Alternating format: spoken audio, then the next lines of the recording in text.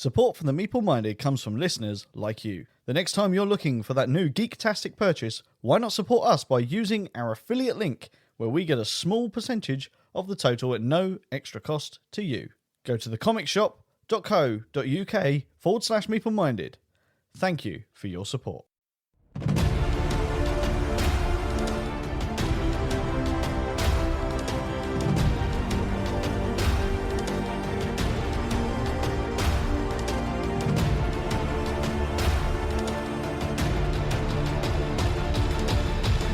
What is up, guys, and welcome to the Meeple Minded podcast, the podcast where we talk all things tabletop gaming. My name is Jason. And I'm James. And joining us today, live by the miracle that is the interwebs, it's board game celebrity compared to us. You might even hear the laugh there. It's Mr. Dan Hughes. How are you doing, Dan? Hello, I'm very well. As I said in the preamble, I'm on 2 weeks holiday from work. No responsibilities. I can lay in bed all morning if I want to. It's fantastic. So I'm good. I've got to admit, I'm incredibly jealous, although I was on holiday last week, so I'm not that jealous. That's fine. I've got a day off tomorrow, so... There you go. We're all happy. We're all rested. Well, I say rested because you're going to be very busy very, very soon, aren't you? Well, yes, I'm always busy. I'm running a Kickstarter soon in October, end of October. I'm busy all the time, to be honest. I'm preparing for that Kickstarter. But yeah, starting October, we're going to be running the Coraquest expansion. Coraquest Keep On Questing, which is a title I'm very proud of. No one else is impressed with it, but I like it. Yeah, which is expansion for the game that myself and my daughter designed, the dungeon crawler, family dungeon crawler. I need to hit all these marketing points. You surprised me by going in so hard at the beginning. That's the issue. That's what we like to do. Most people like to wait till the end, and I've given you a few notes to say that we were going to do it at the end, but sod it, I just mix it up a bit and chuck it in at the start as well. Oh wow, fantastic! Yeah. So it's an expansion for the Coraquest, which is a family weight dungeon crawling game that I designed with my daughter, which you've reviewed on this podcast very kindly, and I've listened to a fair few times because I'm a narcissist. So if you notice 12 or 13 kind of downloads from Huddersfield, that's me listening to a pleasant review over and over again. I did wonder. I was going to say, I was looking at my narcissist side is looking at our stats, and it's like, exactly. Well, yeah, everyone's a narcissist. Yeah. So if any podcasters out there want an extra 10, 20 downloads on their stats, then just review Coraquest favourably, and you'll get me listening to it. So there's a little tip for you. Nice. Well, we got a few podcasting friends. We might give them a nudge. You want some extra downloads? There you go. Exactly. Yeah, so obviously we refer to you as a little bit of a board game celebrity because you've kind of been all over the place, haven't you? Yeah. I think I'd reject the celebrity thing. I don't think I'm in the top, in that kind of tier. I'm a kind of board game Z-lister, I'd say. So I've been putting stuff on the Dice Tower for a long time now, about 8 years. So I started off just contributing. I started a board game club in Huddersfield, and I wanted a way of getting people to know about it. And I thought, sneakily, if I do a segment for the Dice Tower, which at the time was the biggest podcast out there, really. Yes. Then people might listen to it and then come to my board game club. So I did a segment on the Dice Tower about starting a board game club, basically, and the kind of trials and tribulations and how to do that. That was back when the Dice Tower podcast actually had segments and things. And then I started with my 8-year-old, well, she wasn't 8, she was 4 at the time, 4-year-old daughter doing board game reviews on the Dice Tower video channel. Yeah. And then I've done all sorts of other stuff, really, within board gaming. I kind of founded a podcast called This Game Is Broken, so I created that and produced that for 20 episodes or so, I think. Okay. And that's like a board gaming panel show with Matthew Jude and the brothers Murph and Dave Loser. And then I quit that because it was too much work. And then I started a much easier podcast with Mike Delisio, who wasn't in the Dice Tower when I started the podcast with him. He was just another nobody like me. But then he got a job in the Dice Tower. And he's now he's A-list celebrity, and he's left me in his dust. I was the dominant partner. I was the alpha dog in that relationship, and now unfortunately he's grown beyond me. So yeah, that's basically what I do. I do all sorts of. I just dabble in board game media, basically.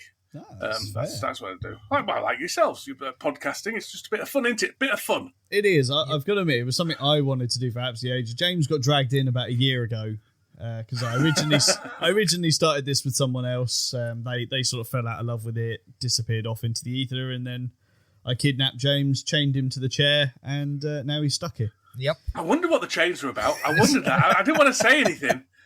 It's like help and food.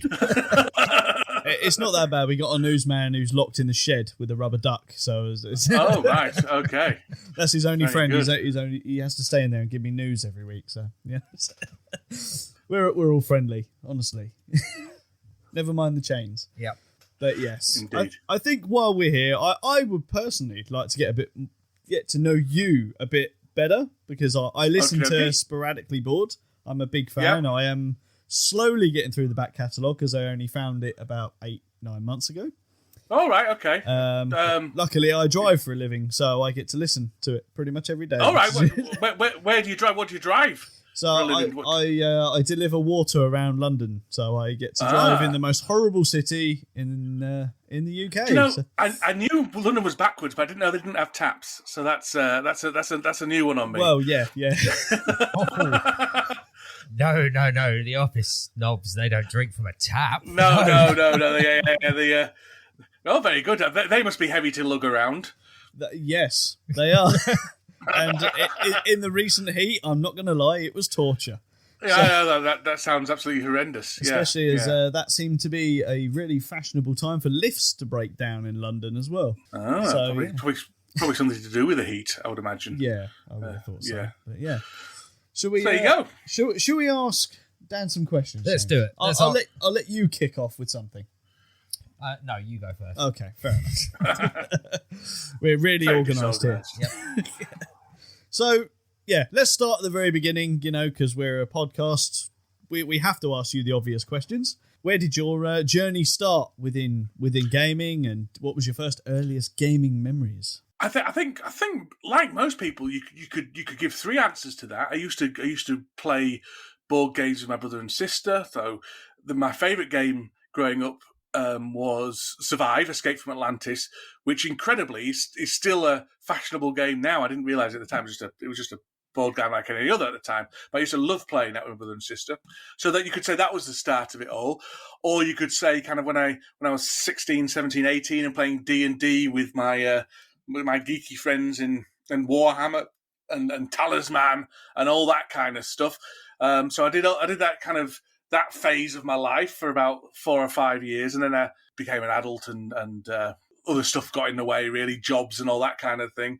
And then it must be about 8, 9, 10 years ago now, I went to a friend's house and played Carcassonne, and I instantly went home, bought Carcassonne, made my wife play Carcassonne with me the very next day, made her play another game of Carcassonne the day after.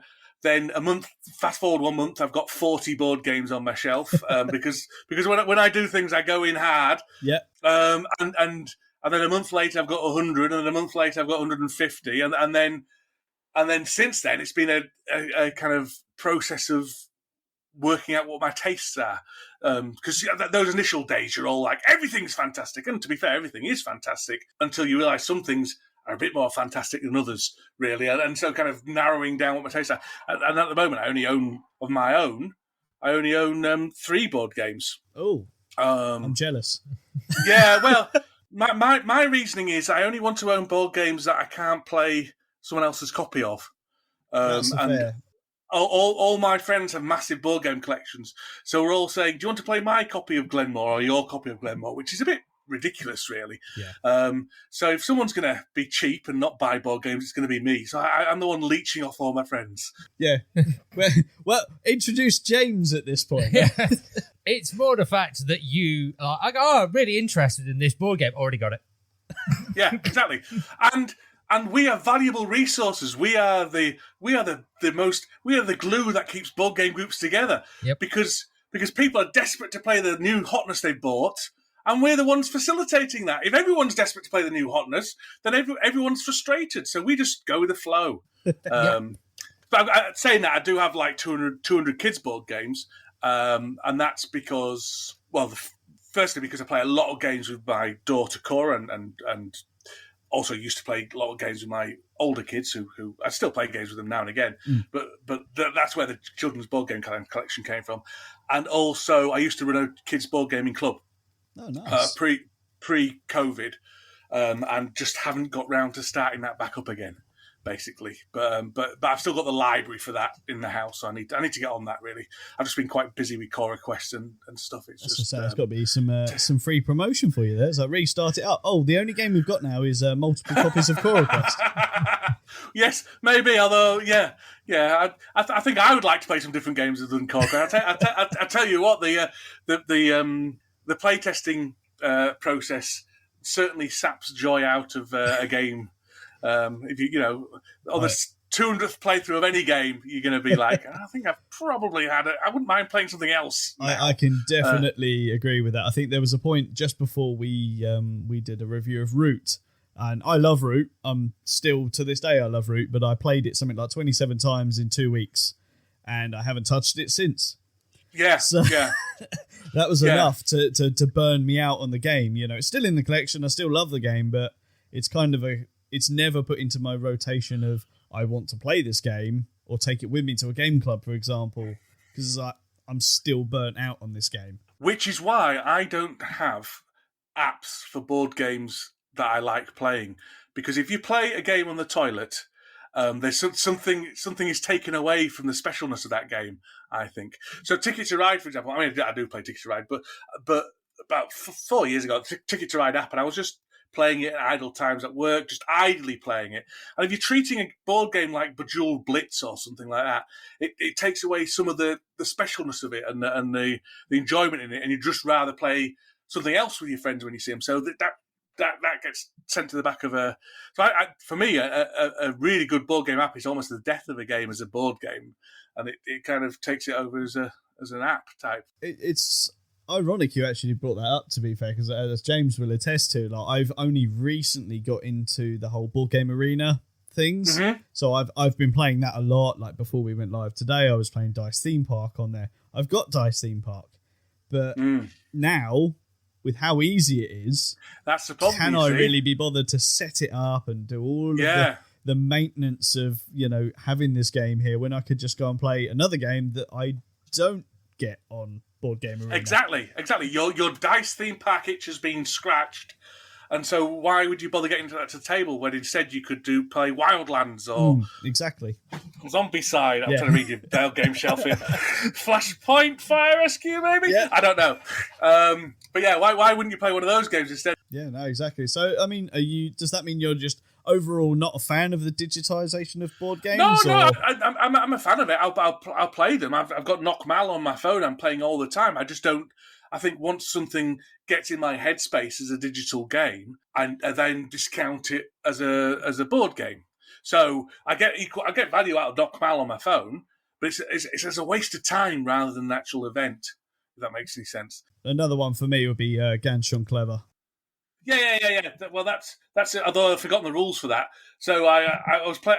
It's on my phone. I was playing it the other day. I thought, I'm just randomly pressing square. Yeah, I need to relearn the rules. But yeah, Ganz Schön Clever is another great one. Fantastic app, but I don't want to play it ever in person because I'd rather play something else now because that itch has been scratched. Yeah, no, that's fair. That's fair. I didn't answer the question, by the way, but I can't remember what the question was, so that's fine. Earliest gaming memory. That counts then as well. My fourth awakening as a gamer would be playing with my kids. So you've got me playing as a kid, you've got me playing as an 18-year-old, me playing as a adult, and then me playing as a parent. I think they're the kind of four awakenings I've had. So So I'd answered that too much. I apologise. I hadn't realised. There's nothing wrong with that at all.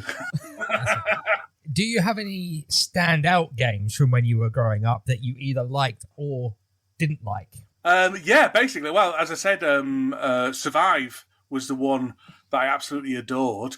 I also adored Ghost Castle. Was it Ghost Castle? Yes, Ghost Castle with the little ghost on the top. Yeah, and you put a skull down in a chimney, and it rolled down. And that was a toy factor completely. The other game I played loads and loads, but only ever my improvised solo rules was Crossbows and Catapults. I played that a lot as well, but that was. I'm not convinced I was playing that as a game. I was playing that as a toy. I think we all were. Yeah. Is that one that's been reprinted recently? I'm sure. I don't think it's been officially reprinted. I think it's called something else now, but it basically is Crossbows and Catapults. It went to Kickstarter, and lots of people paid lots of money for it. Yeah, I'm sure I saw it at UK Games Expo this year as well. No. I think it's definitely out there. The other game I played a lot was Atmosphere, which is awful. I don't know if you've ever played Atmosphere recently, but it really, really is a bad game. It's subjectively and objectively a bad game. About 5 years ago, again, I organised a Halloween Atmosphere game in a local pub. Yeah. So I got, I think it was 8 copies of Atmosphere from the eBay and projected the gatekeeper, whatever his name is, onto the big screen, the big where they put all the football on. Yep. Was the gatekeeper giving us all instructions because he uses a time thing. And I thought, this is going to be fantastic. This is going to be so much fun. I loved Atmosphere. This is going to be so much. Well, it was awful because it was just such a bad game, and even the kind of campiness of the gatekeeper didn't save it from the fact it was shocking. I'm surprised Restoration Games hasn't brought Atmosphere out, or Nightmare, as I think they call it in America. Most of the games I remember from when I was a kid are like, the standard, the MB games library, and it's just awful games. It's like what a standout one for me that is just terrible is Mousetrap, because you spend forever setting it up and it never works. Yeah, that's another one you use as a toy though, isn't it? You just set it up and you don't bother doing the disguise it as a game when it's just a toy. Yeah. The game is trying to set the game up. Yeah. I think you just go. I think it's roll and move, and every time you hit a point, you put a new bit on. As far as I remember the game being, and the person who's last there gets mouse trapped, or something. Like that, but it always went off way before it should do, or something collapsed, or the elastic band snapped, and you just used to set it up and set it off, just because, for once, I want to see this thing actually work.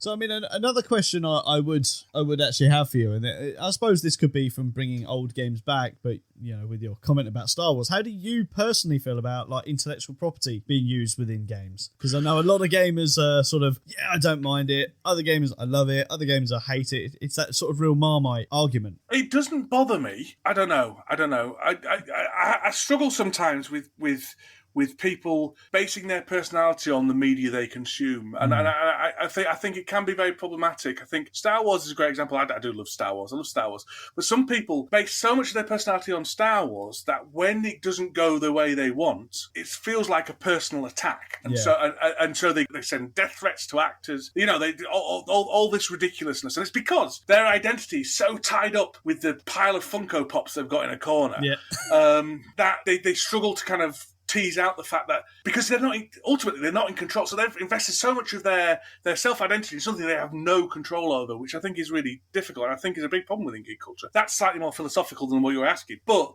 I think some companies, naming no names, because I'm a professional in the industry now and I'm not allowed to name names, but I would have done otherwise. Naming no names, use IPs as a basically money-grabbing exercise. To be fair, I think there's multiple that would fit that bill, so I think you're okay on that.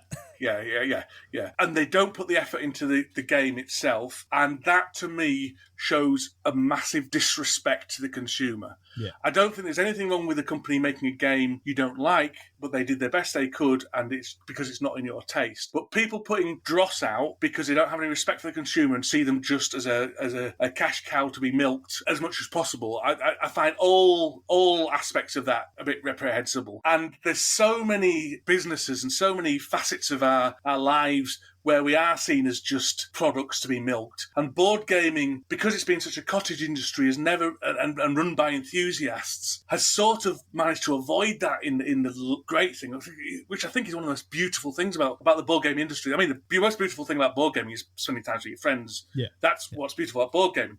But the beautiful thing about the industry is that it has respect for its customers. And I think there's a trend now with companies getting bigger and more corporate that these IPs are another tool to milk the plebs. Yeah, really. definitely. And I think, again, we talked a little bit earlier before recording about Marvel and how saturated the sort of movies and TVs and stuff has been. The games are just as bad. Like, a game will come out and you can expect within a year it's going to have a Marvel IP slapped all over it. Yeah, or June one at the moment. The June, yeah, that's another one. As I said, I love Marvel, but, when they brought the Marvel dice thrown out, it was a Kickstarter that I was like, do you know what? I'm going to pass on that one.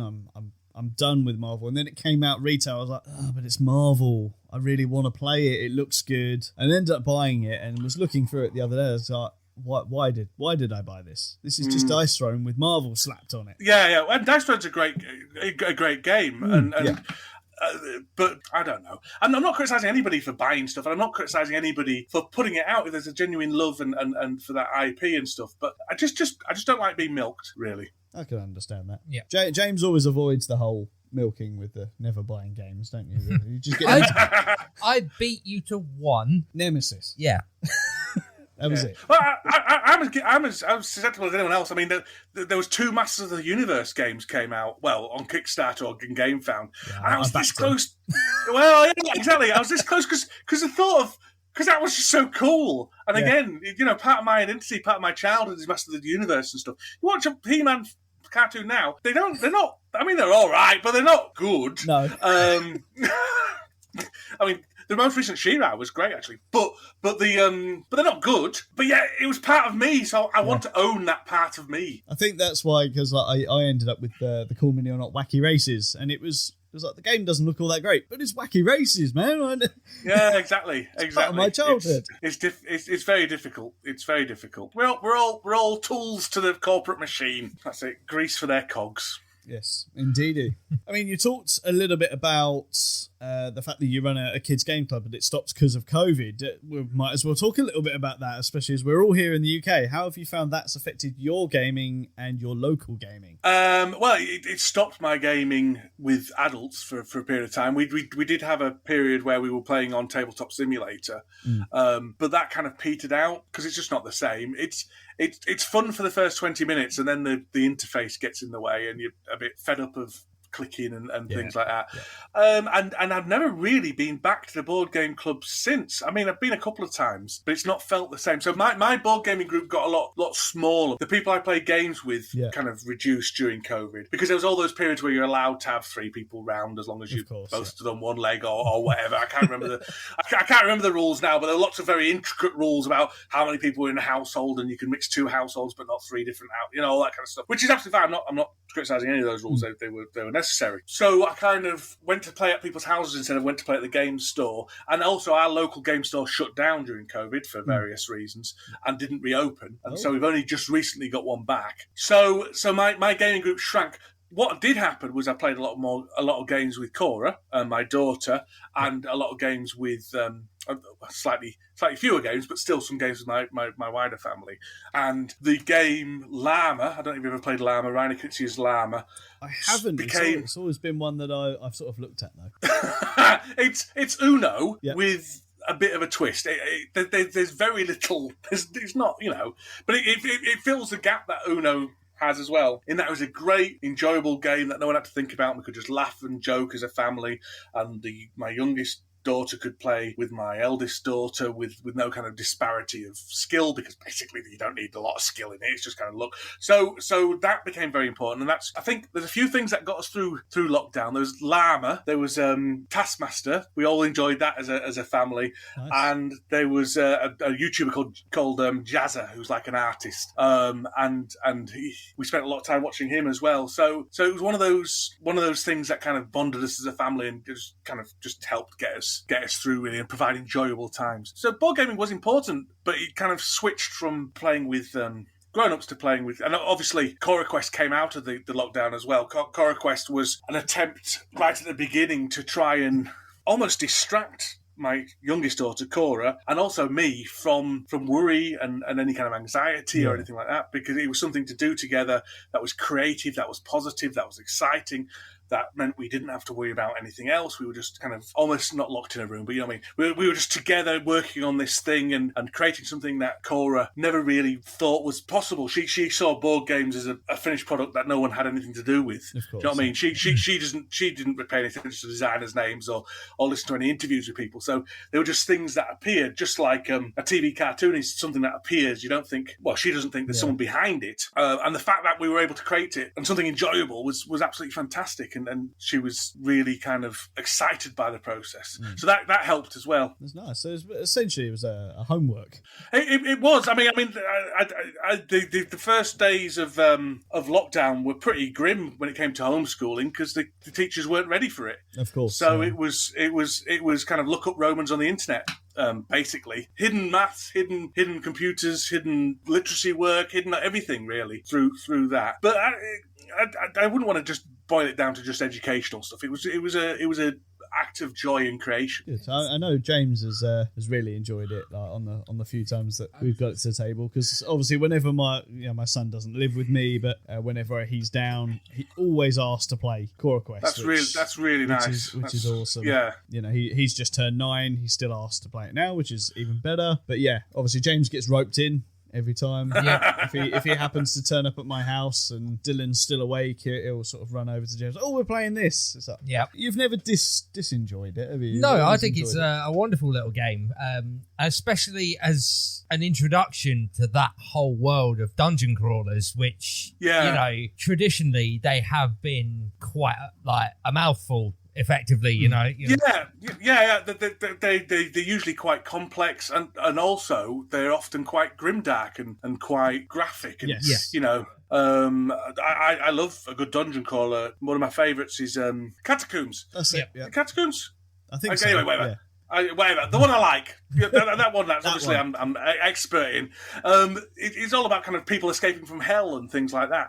So it's like, well, I mean, I'm no prude, but some things are more enjoyable for kids than others, and running around with demons with 7 breasts and all that kind of stuff isn't particularly something kids get a lot out of. No. So yeah, I mean Jerry Hawthorne, who designed Mice and Mystics and Stuffed Fables and the new one Familiar Tales, he's been doing dungeon crawler type games for kids. But other than that, there's not really anything out there. There's Karak as well, I think, which I've never played. I've heard that's quite kid friendly. Hero Quest was obviously the original. But yeah, I think there's a lot of Euro-y games for kids, but there's not many Merry Trash games for kids. There's still no game where you're flying around in a spaceship shooting things. It's true. Why is there no game for kids that you're flying around in spaceships shooting things? Well, I guess, because I suppose the closest you've got to that would be X-Wing, wouldn't it? And that's not exactly a family-friendly game, is it? No, I mean, my son used to play X-Wing with me when he was 12. There's nothing for a 6 or 7-year-old you can fly around and shoot spaceships. I guess we know what you'll be designing next. No.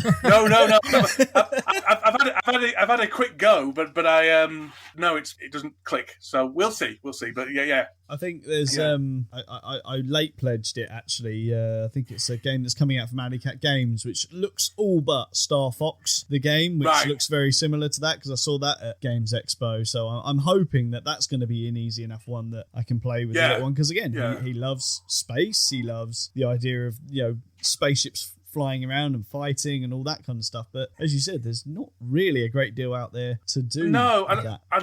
And I don't know if it's because people shy away from violence in kids' games, and that's something that I very much did take on board with Coraquest. I don't know if you've noticed, but no one ever dies in Coraquest. They're defeated. Yes. And the heroes, the story always ends with the heroes getting out of the dungeon. And it's never that explicit, actually, but there's various things in the adventures where you're just defeating the enemies. You're not killing them. They're just running away or whatever.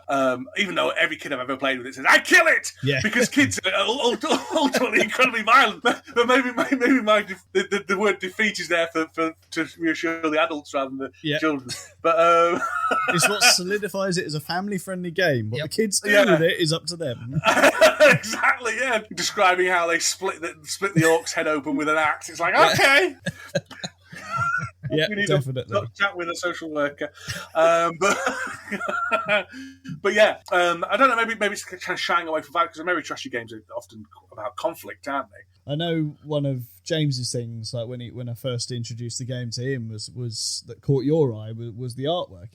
because I obviously didn't tell you initially that it was obviously all designed by children and stuff like that. Yeah. And it was, the artwork's very different. I've never seen anything like this. And of course, that's the point I told you. Yeah. And your reaction was fantastic, really. Yeah. It's just, again, it's just a wonderful little thing about it that you've done. Yeah. I mean, and that all comes from Gary, who's the artist I work with for it. And as I said a few times recently, the project isn't really mine and Cora's, it's mine, Cora's and Gary. Gary is a third at least of the project and shares copyright with us. And it's not like a normal board gaming relationship where you employ an artist to do your art and then they go away. Gary's been in it right from the beginning, and it wouldn't have been possible without Gary. And it is the project it is because of Gary as much as either me and Cora, because the art is so integral to it. And it's basically every single bit of art in there is a child's drawing which Gary's traced over and coloured in and then amalgamated in and photoshopped in and done all that. And while it looks really, really good, and I'll argue with anybody who says it doesn't look good, it also is clearly still kids' art. Yeah.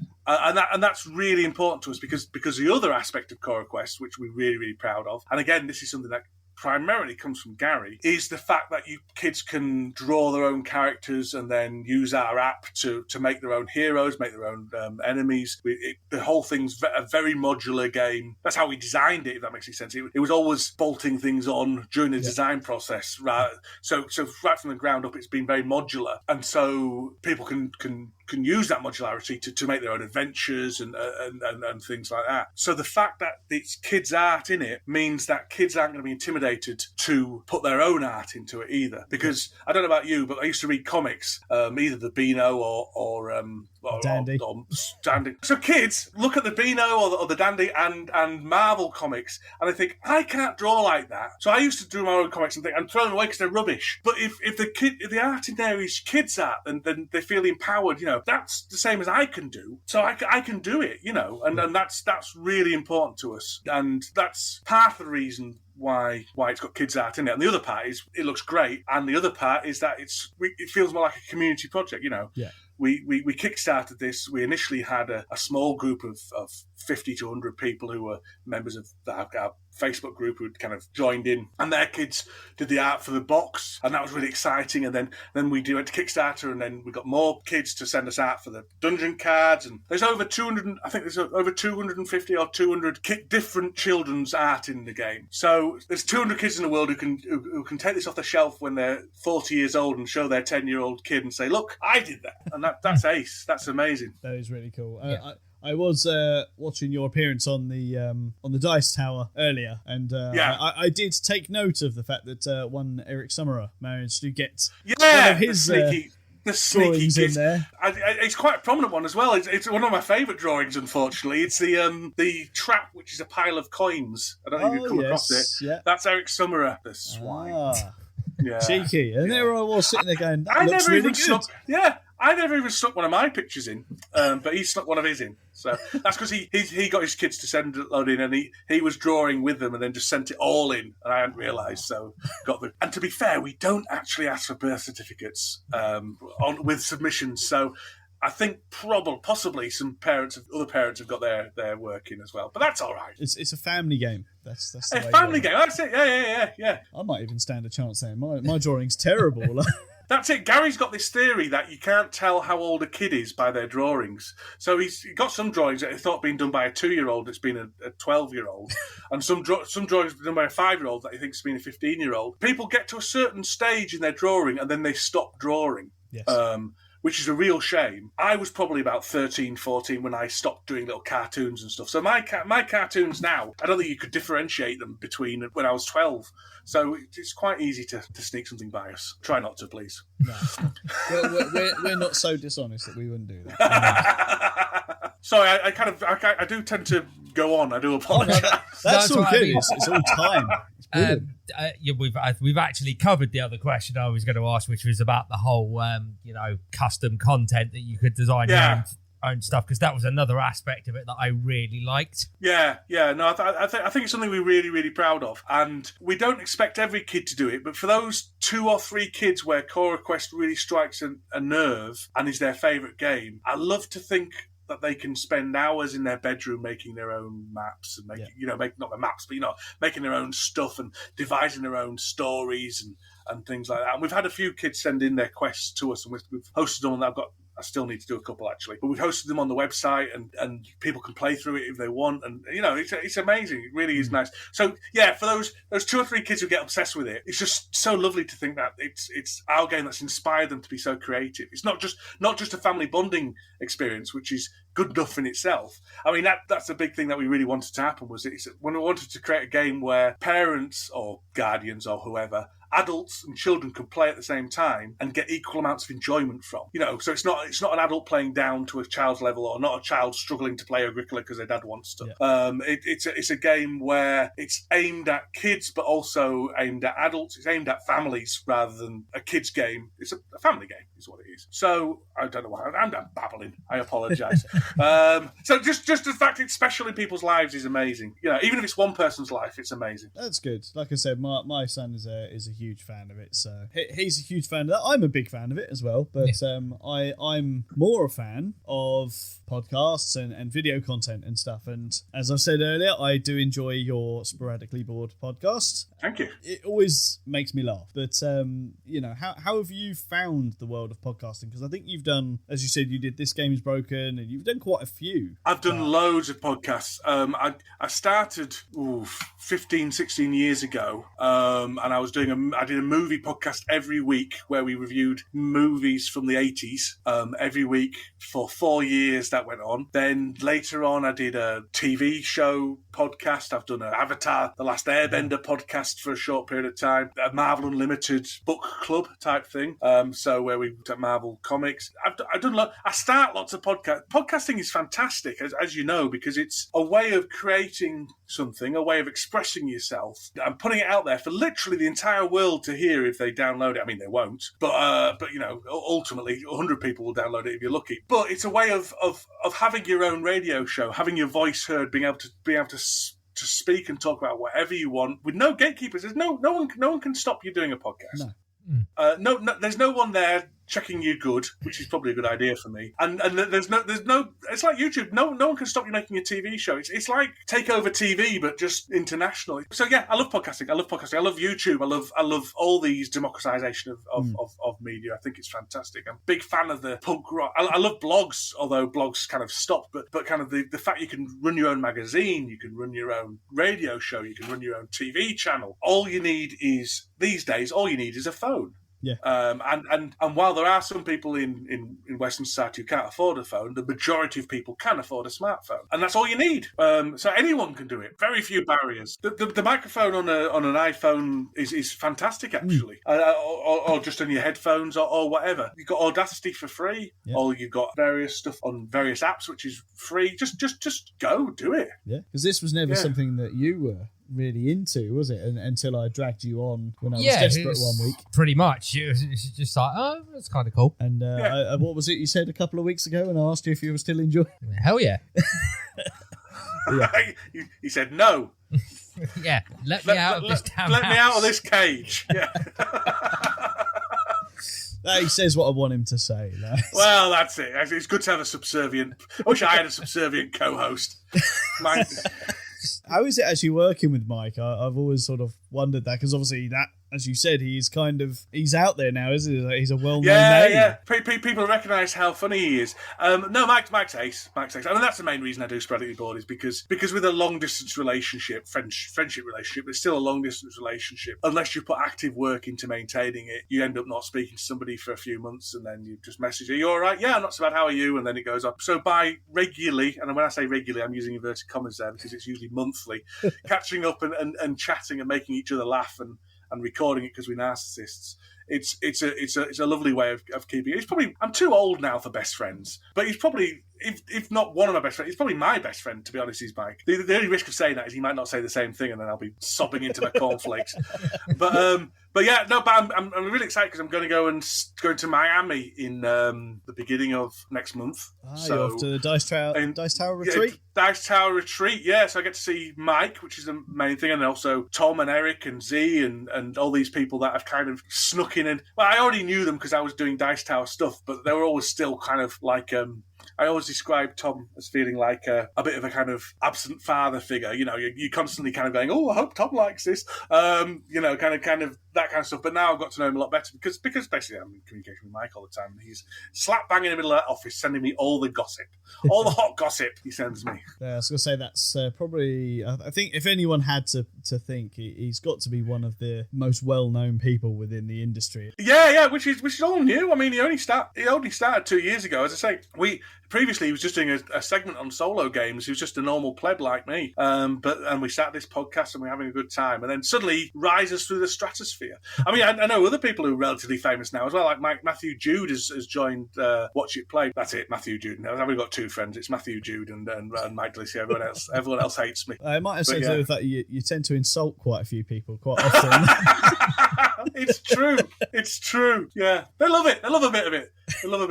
But it's really interesting because I've gone from not knowing anybody in the industry to a lot of my friends have started working in the industry. It's really, really odd how the board game industry sucks people in, not just on the media side. One of my friends from Huddersfield, Flavian, he was just a member of my board game group that I really got on with, and now suddenly he's head of Hashay UK. Oh, wow. So I've got another friend, Luke Pryor, who was just a friend I knew from gaming, and he's now works for GameFound. There's loads of people who just kind of, there's a lot of networking I think goes on in board gaming. It's not necessarily a nepotism because people are open to meeting new people, but then that's how you get to know about I suppose it's any industry. Because I work in the NHS, I'm not really used to this kind of way it works, where you just kind of fall into jobs. In NHS, it's all just basically you do your training and you become a nurse and then that's it.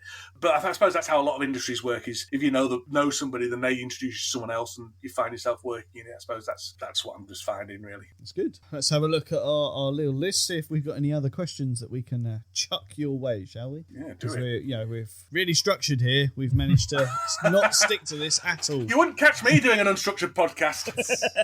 Ours is tightly scripted. I do prefer it that way when it's more organic, though. Yes. Yeah, exactly. Yeah. Although, to be fair, I think we have talked about board games a bit more than what you talk about. Well, we very rarely talk about board. I don't want to talk about board games that much with Mike because that's his day job. I don't want our podcast to feel like his day job. I want it to feel like not his day job. To be fair, I know I've said this to James on multiple occasions. You know, that's my one rule with regards to doing the podcast. At one point, we were trying to do video production as well, but you know, I'm a busy man, can't be dealing with it. But I always said, is like, this is still a hobby. And it needs to stay a hobby, because the second it becomes a job, I will lose interest. Yeah, well, that's always been the same with me. I mean, it has been with Coraquest, interestingly enough, and I think that's because I've got almost complete creative control alongside Gary and Cora. But I say that doing podcasts as well. I don't know. I used to write a blog, and I got a part-time job, working for Xbox in the UK, writing articles for their website and stuff. I got approached by them and I said, yeah, I'll do it. And the moment they sent me that first paycheck, I hated writing. It's really interesting. Some people can do their hobbies for a living and enjoy it. I'm coming around to the fact I might be able to, because I'm still enjoying the Coraquest stuff. Yeah. But previously, I've always really struggled. As soon as I had a Patreon for a little while because my computer broke and I needed a new computer. I couldn't afford a new one. So I ran a Patreon for about 9 months. But as soon as I paid off my computer, even though people were willing to still contribute to the Patreon, I shut it down because I felt because it just makes it feel a bit. It becomes a job, and then you sort of start rejecting it a bit. Yeah, and then you feel obligated to do it, so then you feel resentful of it, and then blah blah blah, and that's the issue with it. I think it's that sense of obligation. As I say, funnily enough, it's not happened to me at all with Coraquest. It's just been complete joy and excitement, even though theoretically is a job, although you don't get a great deal of money from that kind of stuff. But still. Oh, a lot of people don't seem to understand that though. There's thousands and millions that people make when they make a board game. You know, you're very clearly a millionaire. Obviously, you're just hiding it well. because the Kickstarter raised 150,000. Had a neighbour down the street because the other thing that happened with the Kickstarter is because it was a feel good story and around COVID, and because the Kickstarter was running in the middle of another lockdown, we ended up getting on BBC Breakfast. We ended up getting on. I remember the Look North thing. The Guardian ran an article on us, and the local paper put us on their front page. And so basically all my patients saw it, and all my neighbours saw it, and my neighbour was just convinced I had 150 grand kind of tucked. I'm thinking, no, I've got to pay for the games to be made. I've got other people, partners, who are taking a share. Cora's taking a share. We're not rich. No. But he was like, hey, can you buy your house outright now? It's like, no, well, I could do, but then I have a lot of angry Kickstarter backers after me. When that 150 grand landed in my bank account, I went, oh, that's nice. Yeah, I can definitely imagine. I would have had to have, I think, set up a dedicated bank account to put it in. Yeah. Here's the card, take it the hell away from me. I would have had to put the card in a box with a big note on it that said no. Well, no, it was a separate bank account just to stop it getting mixed up with everything else. But no, I did use the card to pay the exorbitant shipping fees and things like that. Fascinating how much shipping costs. Not just what they're talking about at the moment, which is shipping from China to, well, let's say the USA. Yeah. That is expensive, but it's the postage from the hub in the USA to somewhere else. $18 a game it cost us to post. I mean, a lot of people don't think that way though. They think, oh well, I can order something from Amazon and it's free. Yeah. I get it. There was more margins than a shop, so that's where that all went. If you went to a shop, the chunk the distributor and the shopkeeper took basically was taken up by us subsidising postage, which is fine. I mean, that's part of the thing. One of the things we're very, very, very passionate about with Coraquest is that it was as cheap as possible, because I think when we talk about accessibility in gaming and things like that, and not discriminating against people in gaming, I think one of the biggest discriminatory factors is socio-economic. Especially with a family game, you don't want to put it so only the wealthy can enjoy it, and I feel very strongly about that. And you have to buy the stuff, so I have to sell it, so I have to pay something for it, but it was always about keeping the cost as low as humanly possible. But there was one chap in Canada who, I think it cost just like $50 to ship one game of Coraquest to him. Wow. Because he lived in a place that didn't have any roads, so it had to be flown to him on one of these kind of north exposure planes. Do you know what I mean? A little biplane or something like that. I'm assuming that's what happened anyway, because I saw the cost of how much it cost. So and I had his address, so I Google mapped him basically. I'm not sure if that's against the data protection laws or not. But that guy still paid $11 for his postage, even though it cost us $50, because you can't get that kind of fine grained control on it. I think for speaking as a backer and on behalf of all the backers, we'll just say to that gentleman, you're welcome, sir. You're welcome. Exactly, yeah. Well, it wasn't exactly, yeah. It all came out of everybody else's stuff. Same as the two people who bought it in Israel. Bloody hell, it's so expensive to post stuff to Israel. But that's fine. I mean, it's all part of it all comes to part and parcel of it all. Part and parcel of it, isn't it? And again, I wouldn't want to discriminate against that person because he lives in a shack in a bear-infested wood. But yeah. So yeah, it's just interesting. It was a really fascinating insight into how much things cost and how the industry works, and things like, I think we were just lucky that we funded as well as we did, because I think we might have actually struggled if we just funded the safety testing for the game, because it's a kids game, it needs to be safety tested. That was $2,000 alone. So if we'd only made $8,000, that's a quarter of the profits gone on safety testing, and that's before anything gets made or sent out. So we were just lucky. It was as successful as it was. Really, we were lucky in a wide variety of things with this project. It's been very fortunate. Would you say that that's why a lot of campaigns now, and I know James doesn't know a lot about this because he doesn't really look at Kickstarter and GameFound and stuff, but do you reckon that's why a lot of Kickstarters now have a much higher funding goal, is to sort of cover that potential deficit? It's a really tricky one, because the way Kickstarter works is if you don't fund in the first 2 days, you're probably going to struggle to fund. And that's not about anything other than backers looking at your project and thinking, I'm not going to back that, it's probably not going to fund. And so they don't back it. So it's a self-fulfilling prophecy. And so some people keep their funding goal artificially low. And then that's when you get the situations where people get more than their funding goal, yet they still cancel because their real funding goal was elsewhere. We didn't do that. We set ours at what we wanted, what we thought was the minimum. But in reality, it probably was we should have maybe gone a bit above that, but still, we were lucky. I think in Kickstarter, there's going to be a 2-tier system now. I think there's the Seamons and the Mythics and the Awakened Realms that are going to pump out these hundreds and hundreds of dollar projects. I mean, it wasn't that long ago where $100 project was like an abnormality. Oh yeah. And now it's a norm, and people are going, oh, it's quite cheap. It's only $100, and then you pay an extra, $50 in. I know I'm talking in dollars, but that's just the way. Most of the listeners are in America. It's fine. Yeah. Oh yeah. So and I think they're going to gravitate to kind of back a kit and game found. So people who have all got their audiences already are going to go to back a kit and game found, and have got budgets for massive advertising campaigns. So that's the other thing that I find fascinating. We didn't spend anything money on advertising, which is something I'm quite proud of actually, because all the support for us was organically grown from the community rather than anything else.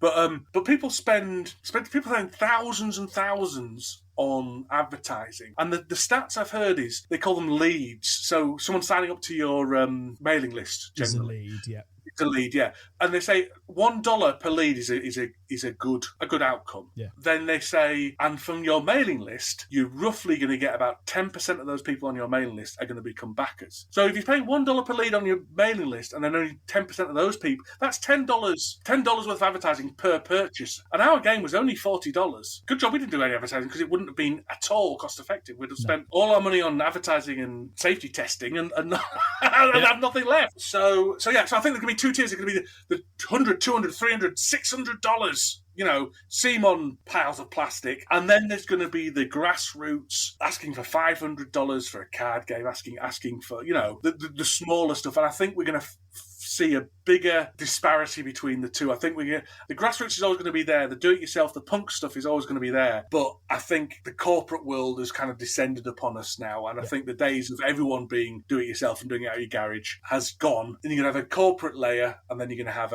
one guy in his back room. It's kind of like what happened to eBay, wasn't it? Originally, eBay was just, buy second-hand stuff. Yeah. And online car boot sale. And now, I think I went on there the other day, and as soon as you search things, I know this is very UK specific, but I think the top search results were Argos, Sainsbury's, things like that, and it's like, you've got your own. Why are you on eBay? Well, that's it, and I think it's just the way of the world. But and I suppose we just have to be accepted. But as long as the little man's at the bottom, which I consider myself as a little man, even though I'm not in reality a little man. I'm a big fat man. But don't worry, I'm right there with you on that one.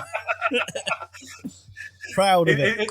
In the world of board games, I'm a little man, so that's fine. I've been desperately trying to avoid talking about it and trying to claw information out of you, but I can't not talk about it anymore. I want to talk about the expansion that is coming. So the expansion's coming. It's coming in October. It's been a really interesting, difficult decision about when to do that, to be honest, because there's been a bit of a delay on the retail release. It's not out in retail yet, isn't Coraquest? And the reasons behind that are twofold. It's because we're very fortunate in that some foreign language partners wanted to publish it in their language. So we've got Korean, Mandarin, I think Chinese, Polish, and French, which is very exciting. But that, because Coraquest is so wordy, and that's my fault, because it's the massive quest book, that it all had to be translated. So that took time. So that actually was still going on while we were fulfilling to backers. And then Bright Eye Games, who chose to publish it, it's only one man, ultimately, or two men. They wanted to print all these language copies at the same time as the English one, so you could get the bulk buying, because it's quite a significant bulk buy. So instead of just printing, I don't know what the numbers are, but 5,000 English ones and 1,000 French ones separately, if you print 6,000, then you get a bigger discount. Of course, yeah. So we waited until they were finished, until they pressed the print button, and then, unfortunately, as soon as we pressed the print button, Shanghai went into lockdown, which is unfortunate for them. I mean, it's minus inconvenience to us. It was horrible for them. But and then it was 2 months until they could actually start printing it. So, which is why it's only being basically loaded onto boats at the moment. It's all finished. It's just being loaded onto boats. So that wasn't me doing a very good job of promoting the expansion. But anyway, so it was difficult. Ideally, we want the game in as many people's hands before we release an expansion, so the audience is bigger for an expansion. However, we're also very conscious that because it's a kids' game, children get older, and the longer we leave it until, if we left it 3 years for expansion, all the people who bought the original Coraquest, their kids probably have grown out of it or whatever. whatever. So it's that kind of delicate balancing act. Expansion. I'm going to talk about it now. Ready? So it's basically more of the same. That's ultimately what it's about. There's 10 more quests. However, now we've put a system in place. Cora and I have devised a system where you can level up. So basically, your leveling up is about buying training from the adventurers school, and you will collect the coins that are on the cards already. The treasure coins on the treasure cards. There's coins drawn on them. So you collect those coins, and we'll have a cardboard coins to collect. So every time you get some treasure, you'll see how many coins are on the card. You'll collect the coins, and then at the end of the game, you'll be able to buy training for your characters, which will usually take the place of an additional special ability you can use, or possibly stat boosts and things like that. There's a number of ones, but you'll be able to choose. So it's a bit like a tech tree type situation, and you'll also be able to keep your equipment between adventures. So that's one of the things that we're introducing in the expansion. The other thing we're introducing in the expansion is new environments. So some of them are going to be, they're not going to be stretch goals because it's not going to be dependent on cash raised, but it's going to be kind of timed releases just to keep interest in the campaign. The ones that we've got public at the moment are slime pits and ice caverns. Nice. And so there'll be new area, they'll have little special rules and new, more interesting kind of dungeon cards and stuff to explore those things as well. So there's going to be, I think, 5 new environments to explore. And one of the things with campaigns, I don't know about yourself, but campaign games I've always been a little bit wary of campaign games, which is why I never made Coraquest a campaign game initially, because what happens is you play the first game and then you're either playing with a new person, so you have to play the first game again, or you've forgotten quite how it works, so you play the first game again. So the only game that ever gets played is the first game. So I was very keen for every game to be played individually, so you can dip in and out and do whatever you want. You can straight to the back adventure if you wanted to. So the way we work in this campaign, the campaign system, is that we have got 2 campaigns of 5 adventures each. However, all the adventures you can play each adventure individually, or you can play it as part of a campaign. And there's a kind of a scaling system that when you've played 2 adventures from this campaign, then you get a thing where the monsters get a little bit harder. So it does get progressively harder because you are leveling up, so you get better. But the campaign rules mean that it maintains a kind of level of difficulty. Because some kids will go racing off on their own, revealing card after card and getting monsters down on them and things like that. And some kids will be so trepidatious about exploring and have hard and fast rules about when you never explore on the last turn or whatever. So the way I balanced it is basically you're allowed to make 3 or 4 very foolish moves before the weight of the game comes down on you. And that's the best I could do, really. I mean, people say it's too easy, too hard, but you can't get everybody. One of the things that was really important to me writing the adventures is that there's a pace to it, so it carries on, and also it builds to a climax. I always wanted a climactic scene at the end, whether that's a big baddie or you've got to race to get somewhere or whatever. Whether I'm successful in that, I don't know. But that's always been as well as the game mechanics, there's got to be a narrative pace and narrative reward and things like that. Just to keep it exciting, really. You want it to be an exciting game. So, yeah, sorry, I babble. I know. It's all good. Like I said, I'm sitting here listening intently. So. Yeah, I was just what you were saying about the difficulty scaling, that actually reminded me about the first time we played it, whereas we would definitely have fallen into the camp of completely reckless, because I think we just... It's like, that way. Which is fun. And when I'm doing that initial playtest, I mean, obviously I blind playtest it with families and kids as well. But when doing that initial playtest, I always go, right, let's do a silly thing now. Let's just go that way. And Cora's like, no, don't. It's like, well, we've got to check if it works. Yeah.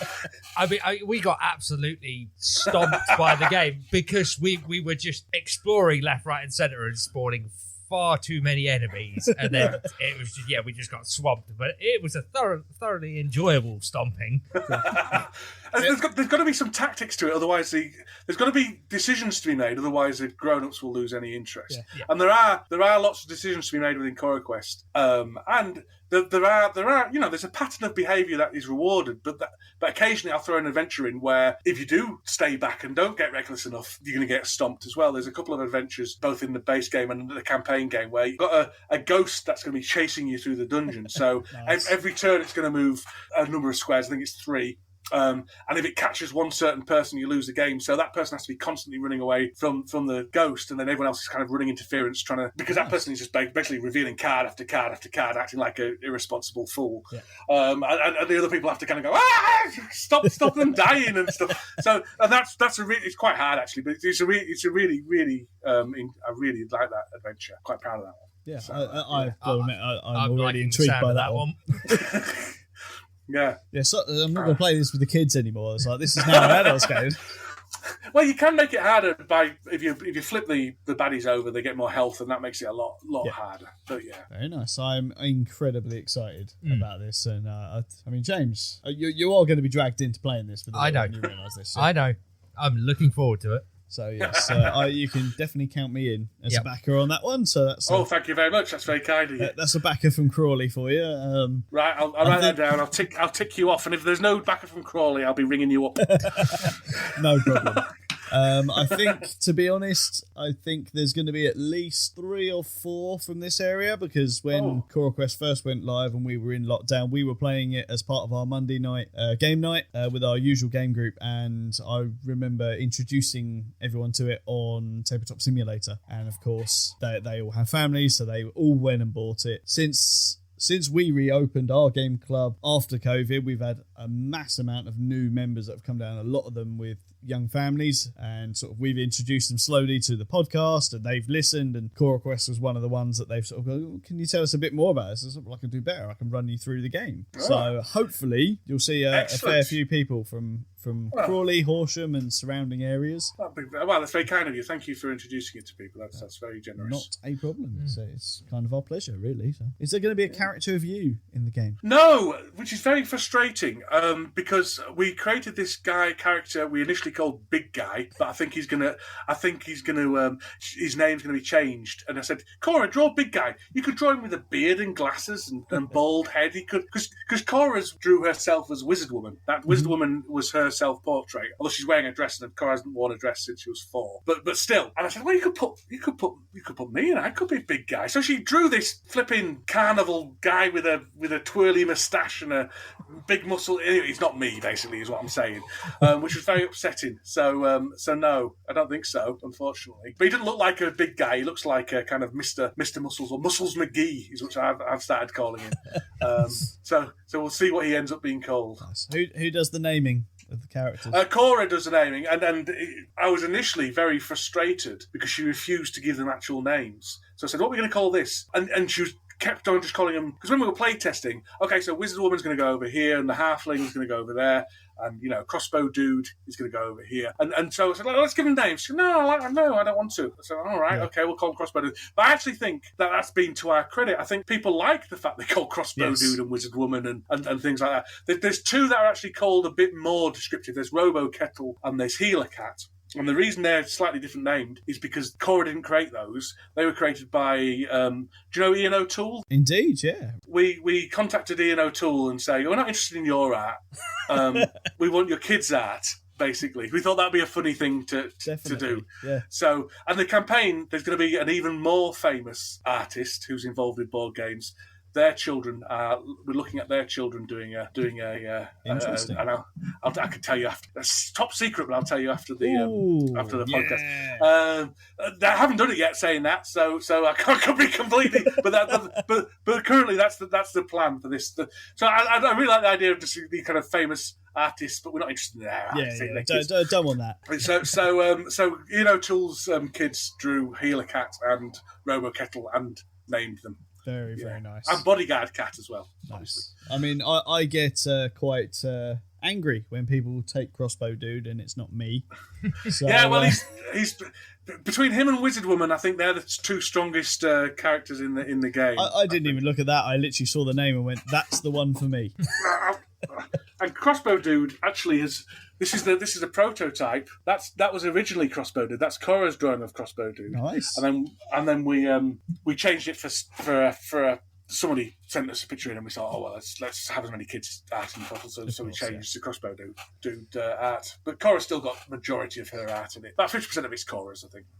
At this point, I think we should hand the floor over to you because we've taken so much of your time. Yeah. Well, I've hardly got a word in. I know. Sorry. Yeah. We rabbit on too much, James. Yeah.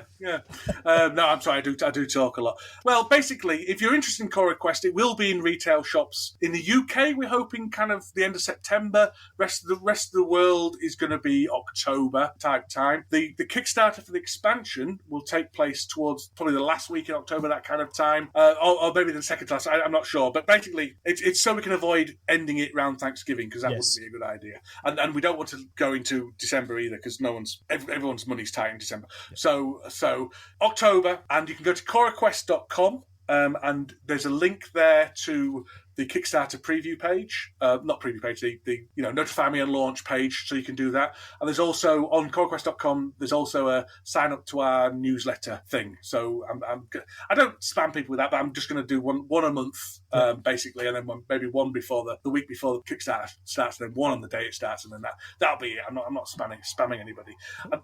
And that's where you also, because the other thing we'll be doing is looking for more art. So if you have a child, or if you want to pretend to be a child who wants art, no, don't do that, but who wants art in the game, who would really kind of appreciate seeing their art in a board game, basically we're calling out for art periodically. At the moment we're doing the Goblin King and Archer Lady. So a hero and an enemy, but there'll be loads more opportunities. I think that's coming to a close now, but there'll be loads more opportunities for art and stuff, and that'll be running both before the campaign and also during the campaign. So if you've got a kid that wants to send us in art, you don't have to back the game or anything. If you'd like your kid to have something purposeful to draw or whatever, then sign up to our mailing list and you'll get details on how to do that. And the last thing is the Facebook group. The Facebook group's very good. If you're into Facebook, it's a place where I kind of talk a bit more informally about my grumbles about I'm writing a choose your own adventure story at the moment, which will accompany the Kickstarter. Each stretch goal is going to be also come with a episode of the choose your own adventure thing, which you'll play through, and then it'll give you a clue to the next stretch goal. Nice. So it's kind of but I tell you what, writing a choose your own adventure story, I thought I've only got 10 to do, but then if each one's got 4 branches, you've got 40 stories you're writing, which is it's taken me a while. But anyway, so if you want to hear me really kind of passively aggressively grumble about that, about Gary making me do that, then you can go to the Coraquest Facebook group and see that. And finally, Sporadically Bored is my podcast. So if you haven't had enough of my voice, then you can come to listen to us on Sporadically Bored. Very nice. I think that's it. See, that's professional. Yep. That right there is professional. We need to learn this, James. Like, we've been doing this 2 years now. That's years of experience. You've been doing this 2 years. Oh, this is true. Yeah, you can get away with it with a year. Call for action. That's what they call that bit. Call for action. That's the one. Yeah. All of those keywords that us creators have to remember and do. Yeah. All that. Whether you need to do it or not, there's joy in not being too professional, in my opinion. But still, I would agree. I like to think that we have a laid back show. To be honest, we like to just sit and have a laugh, and like I said, it's a hobby that we do this. So. Exactly, and there's nothing against people who want to do it as a profession, but Yeah, exactly. But no, I'm looking forward to the campaign, and especially when it's going to launch, because I will actually have my son for the full week that week. So excellent! I will be getting him to do some drawing. Oh well, that will be really good. I can even give you a bit. I won't say that online. I won't say that on air. I won't tell you. I'll give you a heads up of what's coming. Okay. Ooh. Loving all this juicy gossip. Yeah, that's it. I'll get the NDA out so that we have to sign it.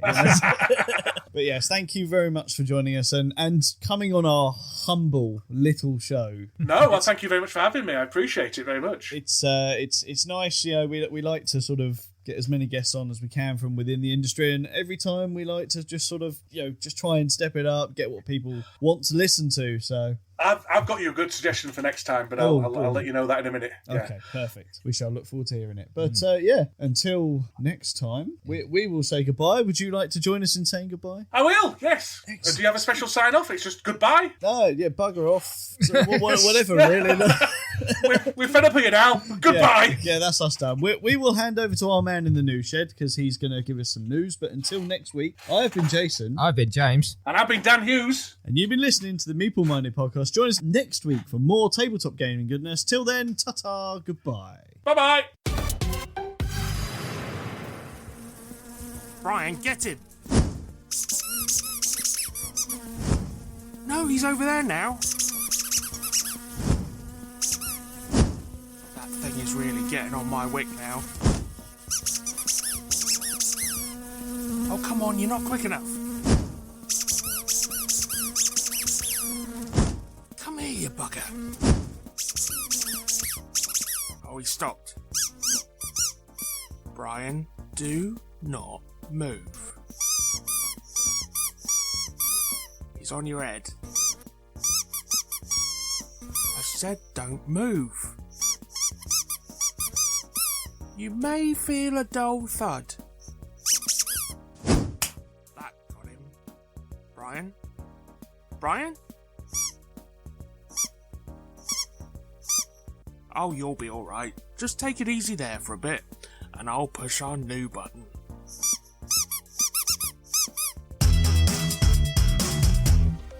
Hang on, what's this?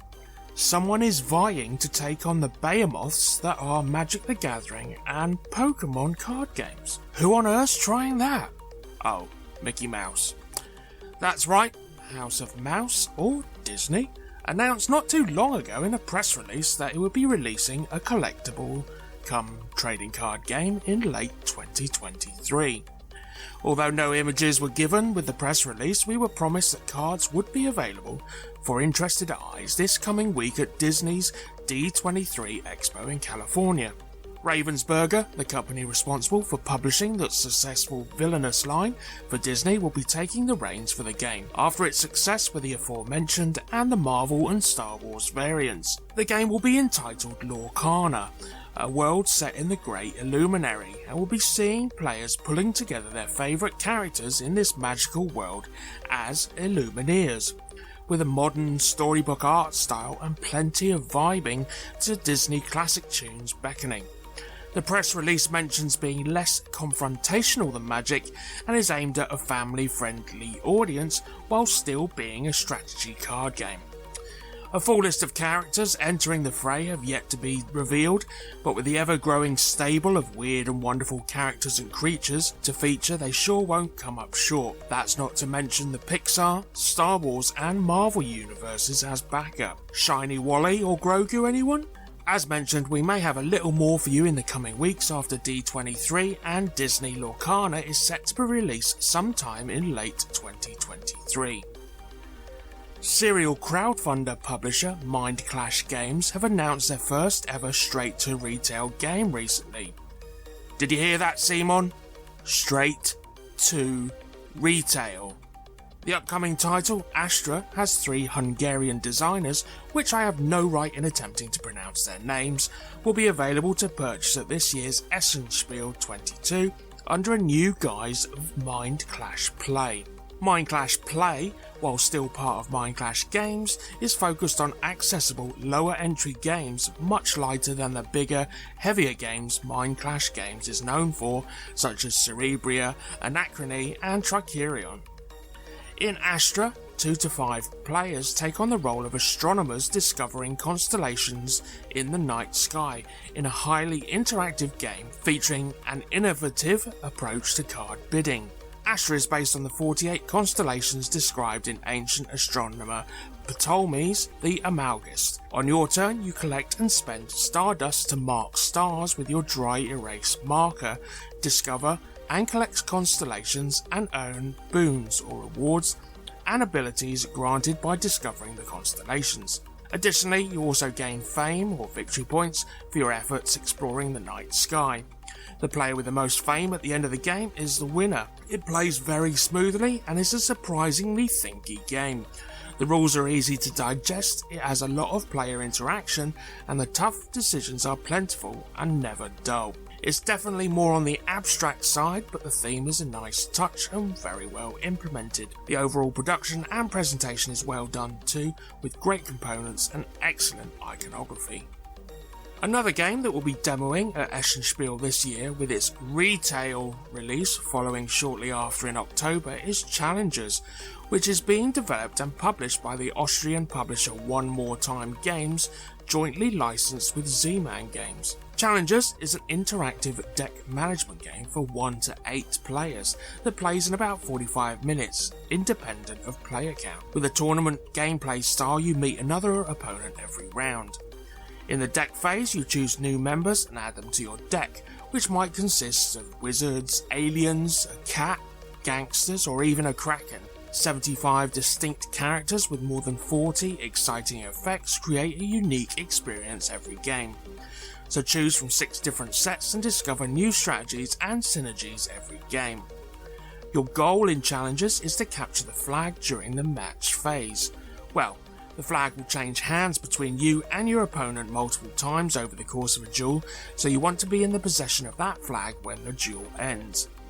So if you win the duel, you collect a trophy, with trophies worth a varying number of fans, which are the game's points, and with trophies being more valuable in later rounds of the game. Try to get the most fans and trophies over the course of 7 rounds to be able to qualify for the final. If you can best your opponent in the final, you win Challengers. And if you think that all sounds a lot like a board game adaptation of a digital auto battler, then you'd be right. I'm heading on over to crowdfunding now, and this first one is up on GameFound. Yep, we're disappearing over there for a short while. The first game is Powerline, designed by Dirk, Henn, and published by Queen Games under their new Green Planet banner. It's for 1 to 6 players. It's going to take 45 minutes to play. It's for 8 years and over, and it ends on Tuesday, September the 13th. Green Planet is a new product line from Queen Games that will feature designs that envisage a bright future for the planet. Along with the theme of the games in the series, they will be working to minimise their environmental impact in manufacturing and transportation decisions, as well as using some of the profits to plant trees to replace those used to make the cardboard. So in Powerline, players attempt to connect cities with new sources of energy production. In each of the 16 game rounds, 6 coloured dice are rolled and arranged on their designated spaces on the central board. Each player has a player board that shows power lines ranging in length from 3 to 12 spaces, with each space showing the result of a die. Players may choose to use the 6 dice going from right to left or left to right in order to build the power lines on their board. However, they may use a certain number of dice only a fixed number of times, and a die may be skipped only by taking a penalty. During certain rounds, each of the 3 game objectives will be evaluated, and at the end of the game, players gain points for completed power lines and fully connected cities, then lose points for lines they started but did not complete. The player with the most points wins. Pledge at €40 or £35 for the game itself, which will include a special Sunny Island Queenie mechanic which aids the player in the last position. Shipping estimates to the UK are expected to be around the €12 or roughly £10, and fulfilment of the games are aiming to be made in late November this year. And now we're heading back over to Kickstarter. And the first game up here is Uluk by Hexy Studios, and this will be their 8th release. It's for 1 to 4 players, it's taking an hour to play, 12 years and over, and ends on Saturday, September the 17th. Uluk is a beautifully illustrated Eurogame utilising the classic worker placement mechanics with a few twists. The players send their tribe members, called their tribers, to spaces on the board to build monuments, gather raw resources and process them into food, or sometimes into poison. Elders say that our world is fruit of the sacred Uluk tree. No humans have ever stepped on this magical land, and you are the leaders of its hunter-gatherer tribes of sentient animals, collecting food, developing inventions, and erecting monuments in honour of the ancient gods to fulfil their spiritual needs. The winner in this competition will ensure happiness and well-being for their tribe members and will be praised as the arc leader of all tribes. The players send their tribers to spaces on the main board to build monuments and gather raw resources. The resources gathered are stored on each player's tribe board and may then be processed into food. Feeding your tribers brings you happiness points and lets you win the game after the 6th season. Pledge at €45 or £39 for the base game, or include the expansions and component upgrades by going all in for €81 or £71. And lastly, on crowdfunding this week and on Kickstarter is Waking Shards by first-time publisher Rodoks Tavern. It's for 2 to 4 players, takes 20 to 25 minutes to complete, is for 12 years and over, and ends on Thursday, September the 22nd. A fracture in the world's balance has resulted in powerful energy shards dispersing all around. Ancient guardians are waking up from their eternal slumber to fight over their possession. So amass an army of guardians and collect the shards to reign supreme. Waking Shards is a portable dark fantasy card game that focuses on strategy and combos. So get victory points by recruiting guardians and control the game by collecting shards. The game is played in rounds. Each round players draw a number of cards and then take turns until they empty their hands. In each turn players play one card. This can be a unit, aka a guardian, or a shard. When the round ends, the player with the strongest army or strongest units wins the round. Cards are then shuffled back into the deck to start a new round, but shards stay in play. This is where strategy comes in, because if you win the current round with a strong army, but you also want to collect shards to win future rounds. So to get the game itself in its print and play format is just £5, or grab the physical copy of the game along with the access to the print and play for €18 or £16. There are additional pledge levels existing, offering upgraded game tokens, stickers, artwork packs, and a jazzed up shiny version of the core game for additional pledges, which I'll let you discover for yourself if it's of interest. And we're heading on over to events. Game days first, and yep, it's my own group's upcoming day this coming Sunday, September the 11th. Mid-Sussex Meeples makes its return after our summer holidays. Yep, this Sunday we'll be back up and running at Cypress Hall, Cypress Road, Burgess Hill, RH158DX. We run from 10 AM through to 6 PM, offering you 8 hours of gaming space for just £5 a head. We have tea, coffee, squash, and of course biscuits included to keep your mental energy up. Plenty of free parking at the rear of the hall in Cypress Road car park, so check out midsussexmeeples.co.uk for any more information and of course a local map. And on to weekly events. Tuesdays has Worthing Ball Gamers congregating down at Dice Worthing store from 7 PM until 10 PM. Location of the store is 24 to 26 Portland Road, Worthing, BN11 1QN. Just £3 per head for the session. With food, drink, and with an alcohol license, you can enjoy a bevy or 3 whilst gaming. Wednesdays has 2 groups running. If you're in the Crawley area, Crawley Gaming Community is being hosted at the Comic Shop, 42 High Street, Crawley, RH10 1BW. Gathering from 6ish onwards until close and just £3 per head there. Again, food, drink, and an alcohol license if you fancy some dizzy water with your dice rolling.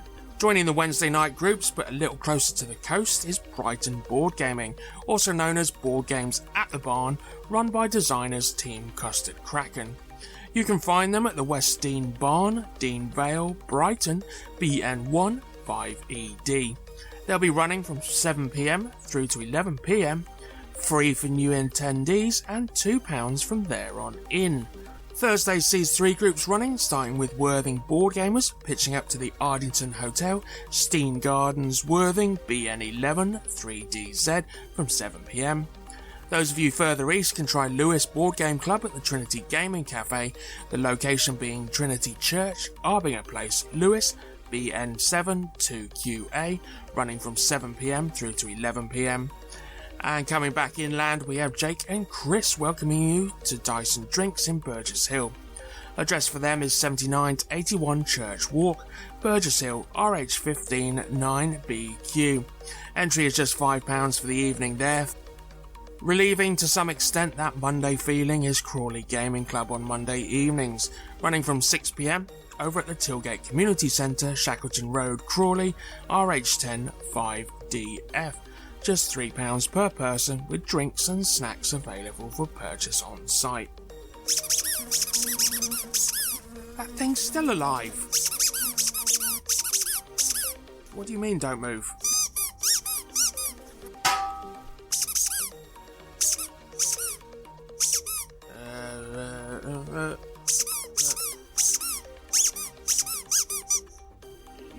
You buy